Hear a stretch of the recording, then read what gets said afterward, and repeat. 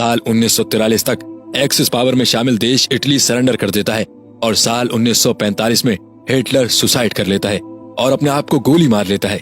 मगर axis powers में सिर्फ जापान बच जाता है, जिसने अभी तक सरेंडर नहीं किया था। अमेरिका ने देखा अब एक ही रास्ता बचता है, जापान को फौजी ताकत और मिलिट्री के जरिए सरेंडर करने पर मजबूर किया जाए।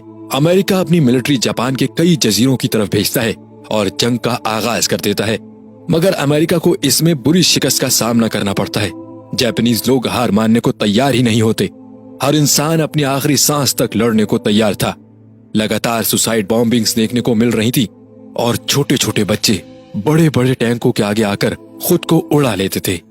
सरेंडर का कोई सवाल ही नहीं था। मगर आखिरकार अमेरिका ने यह लड़ाई जीत ही ली, मगर उसकी कीमत बहुत भारी साबित हुई थी। 12,000 अमेरिकन फौजी मारे गए थे और 50,000 से ज्यादा जख्मी हो गए थे। दूसरी तरफ 1,10,000 जापानीज फौजी मारे गए। इस तबाहकारियों और फौजी जानों के नुकसानात को देखते हुए अमेरिका के मिलिट्री हेड्स ने सोचा, इस तरीके से तो हम कभी भी जापान को नहीं हरा पाएंगे। अमेरिका और अलाइज ने सोचा कि कुछ और तरीका अपनाना पड़ेगा जापान को घुटनों पर लाने के लिए।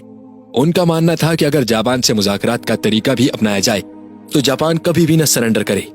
चुनाचे उन्होंने अपने अलामिये में जापान को खुली धमकी दी, अगर जापान सरेंडर नहीं करता तो हर तरफ तबाही ही तबाही होगी। जापान ने इस धमकी को हवा में उड़ा दिया, मगर कौन जाने इस तबाही के पीछे का राज जापान पर एटॉमिक बॉम्ब गिराना था। फिर आता है 3 अगस्त 1945, जब यूएस प्रेसिडेंट हैरी ट्रूमैन ने ऑथराइज किया कि जापान पर एटम बॉम्ब गिराया जाएगा।